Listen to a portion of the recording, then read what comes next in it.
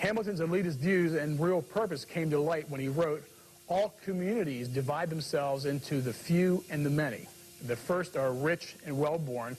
The other, the mass of people, the people who are turbulent and changing, they seldom judge or determine right."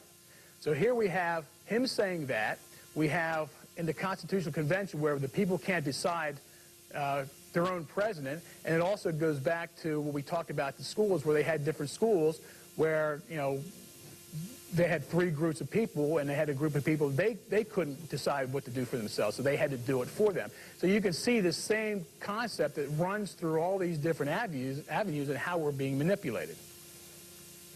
When Andrew Jackson ran for president in 1828, he said that with a central bank, power is exercised by a few over the political conduct of many, by first acquiring that control over the labor and earnings of the great body of people.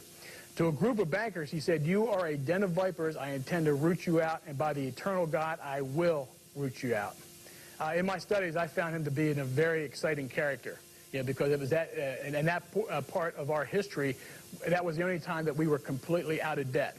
Now, there again, he was a Mason, you know, so there were still some things there. And there's a lot of things with Masons where there are Masons who are doing good things. There are Masons who are involved on just a very low level that are not aware of things that are going on higher levels. You know, so there's a situation you have to look at there, and also you have to look at where the Illuminati was, you know, had infiltrated various lodges of the Masonry, and some of the lodges weren't. So you have some good men who were Masons. And so Jackson, he vetoed the charter and abolished the bank in 1832. He ordered the Secretary of the Treasury to remove all government deposits from the U.S. banks and deposit them in state banks.